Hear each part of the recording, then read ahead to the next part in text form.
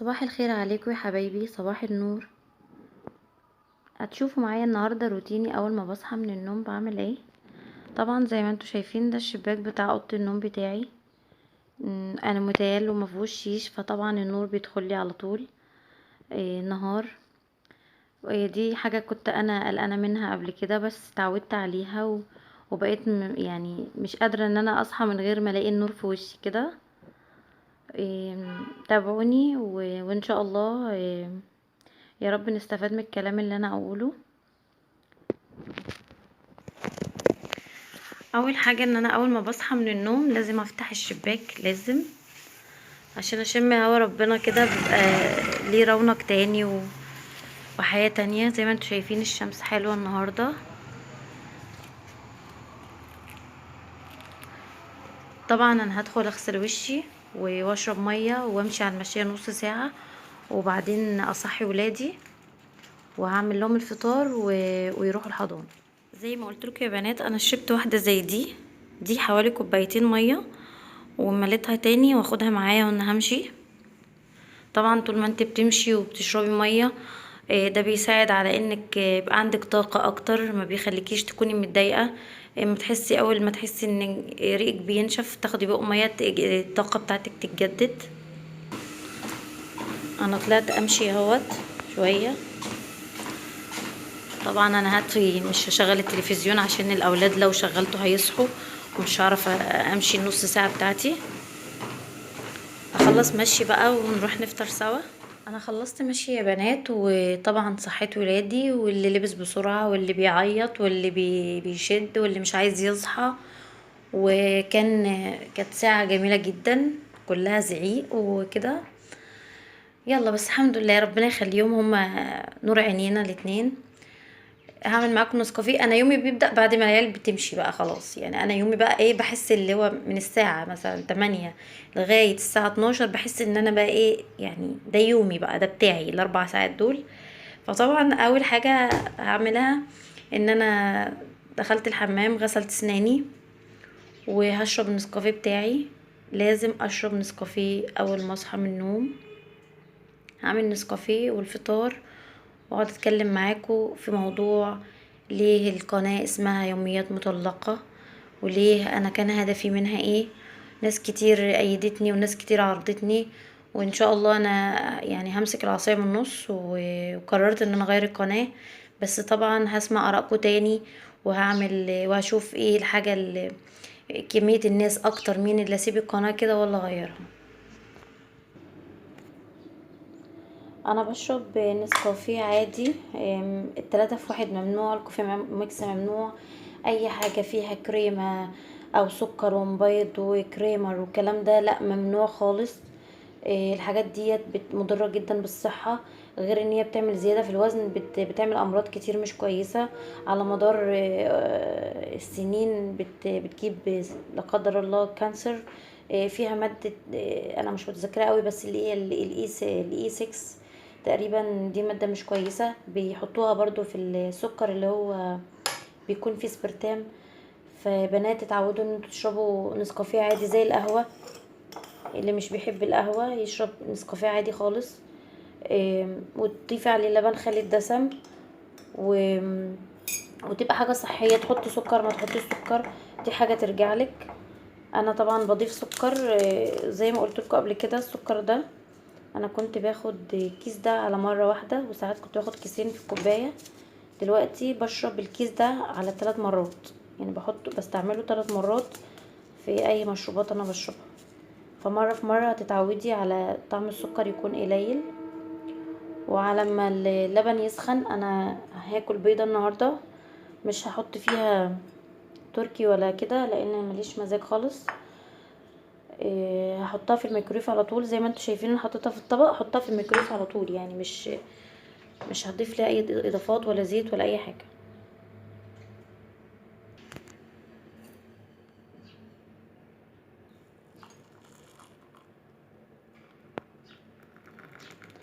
كل واحدة ليها روتين معين في حياتها، اللي بتشرب النسكافيه 3 في 1، واللي بتشرب البلاك، واللي بتشرب القهوة أول ما بتصحى من النوم.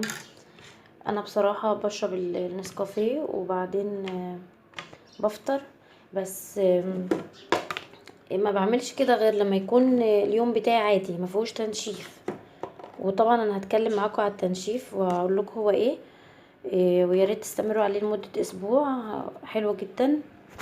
عودي نفسك لما تيجي تاكلي تفطري عامه، اختاري التوست اللي هو اللي ناشف، بتمضغي كتير وبتحسي بالشبع طول ما انت بتاكلي.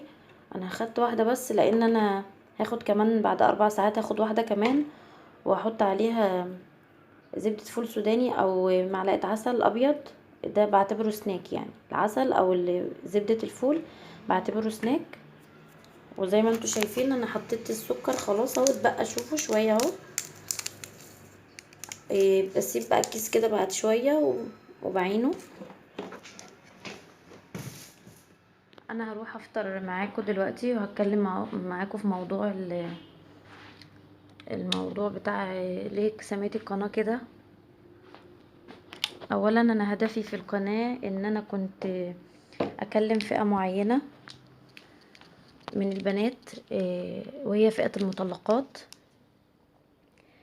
على طول اي واحدة يحصل لها مشكلة في حياتها او تنفصل عن جوزها تحس ان هي نهاية الكون يعني او نهاية العالم، وانا واحدة منهم. آه، كنت عايزة اقول لها انك ما تيأسيش وما تزعليش، لان مهما حصل ومهما عملتي مش هيقدم ولا هيأخر. فلازم ترضي بالامر الواقع، سواء انت كنت على حق او هو على حق. لازم ما نستسلمش. انا استسلمت في الاول وبعدين حسيت ان انا ممكن اضيع. ف فقلت انا كده هضيع واللي هيتأثر في الموضوع هما الاولاد. بكلم فئة معينة لان انا لما جربت ظروف حياتي وتأقلمت على الواقع، آم، كل يوم كان بيثبت لي ان انا احسن من غيري 1000 مرة. كل يوم كنت بشوف ناس قدامي حالتهم اصعب مني. يعني ممكن تكون واحدة متزوجة وعايشة مع جوزها بس حياتها في كرب، حياتها تعيسة جدا، مش قادرة تعيش، مش قادرة تكمل ولا تتطلق ولا تكمل حتى حياتها مع جوزها. طب احنا ليه نفضل كده؟ طب ليه نستسلم ان واحدة تعيش مع راجل هي مش قادرة تكمل معاه؟ طب ليه مش قادرة تقولي انا هاخد الخطوة الجريئة دي واقول ان انا انفصل؟ احنا في زمن دلوقتي مش زي زمن اهالينا زمان. لما كانت الست تتجوز خلاص هو جوزها، حلو وحش هو جوزها، تعيش مبسوطة حزينة بتعيش. هو كان زمان كويس، بس كان بيجي على الست قوي، يعني كانت بتموت قهرا، يعني في الاخر برضو بتموت قهرا. وطبعا انا كل يوم كنت بشوف حالات، يعني الحمد لله كنت كل يوم بقول الحمد لله، ربنا يا رب انت بتعمل فينا كده علشان نشوف حالة غيرنا ونقول الحمد لله. كلمة الحمد لله دي فتحت عليا حاجات كتير قوي. اولها خدت قرار ان انا اخس، وطبعا ده فيديو هيبقى تاني خالص ازاي انا خسيت. اشتغلت على نفسي شوية، بقيت اضعف وبقيت اقوى تاني. قلت لا انا لازم استمر على اللي انا فيه. إيه، حاولت ان انا ادور على شغل، ما لم اوفق في اي شغل لان انا اولادي صغيرين ومش قادره اوفق بينهم. فشفت واحده حالتها ان هي يعني مطلقه برضو وظروفها اوحش مني جدا. في ناس جوزها مدمن، وفي ناس جوزها حرامي، في ناس جوزها بيتاجر في مخدرات. إيه، فكنت بقول الحمد لله، لا ده انا احسن من غيري، لا ده انا كويسه جدا، ده انا كنت متجوزه راجل كويس ابن ناس محترم. اختلافنا على حاجات بسيطه، ده انا ده الحياه مش كده خالص. إيه، بس بقول لاي واحده عايزه تتطلق من جوزها او بتفكر ان هي تتطلق، فكري في ولادك، فكري فيهم، بص لهم. انا ما بصيتش لولادي خالص. وصعب ان اي واحده تتطلق وعندها اولاد تتجوز، لان مهما كان مش هيبقى زي ابوهم. حتى لو ابوهم فيه كل العبر مش هيبقى زي ابوهم ولا هيبقى حنين عليهم. فخدي الخطوه ان انت تقولي انا هتطلق، يبقى عارفه ومتيقنه انك هتطلقي، ما تفكريش في الجواز تاني، استحاله تفكري في الجواز تاني. عيالك وخلاص، عندك عيال خير، ما عندكيش عيال فكري انك تتجوزي وتعيشي تجربتك مره تانية.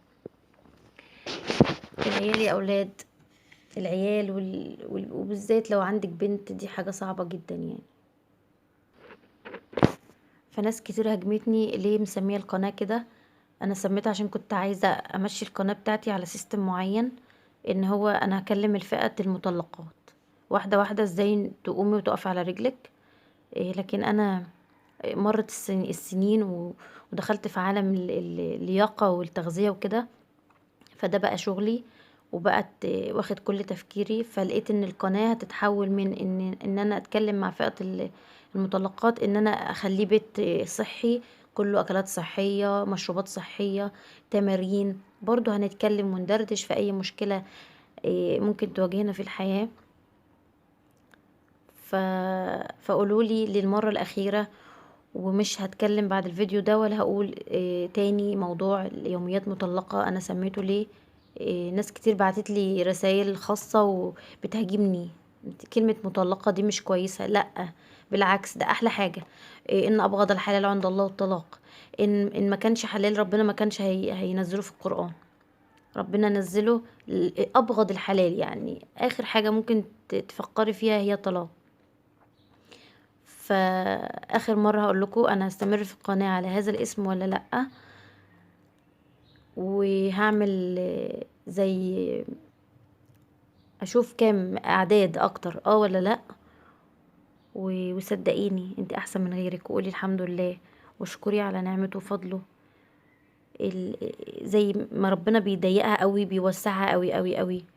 خلي عندك ثقه في ربنا كبيره. انا حياتي دلوقتي الحمد لله حلوه جدا جدا جدا. وطبعا كل فيديو هقول لكم فيه نقطه معينه. معلش انا طولت عليكم في الفيديو ده، بس ده روتيني الصباحي زي ما انتم شايفين. بشرب نسكافيه وبفطر، بشيك على اليوتيوب بتاعي، وبعدين ادخل بقى اقول لكم انا بستعمل ايه لبشرتي. دي مجموعه عنايتي يا بنات للصبح. طبعا معجون السنان سيجنال انا بحبه، وبحب كلوز اب برضو، الاتنين حلوين جدا. وده سكريب للوش والايد، انا بستخدمه لايديا بصراحة، بستخدمه في ايدي حلو قوي. هو بريحة التوت.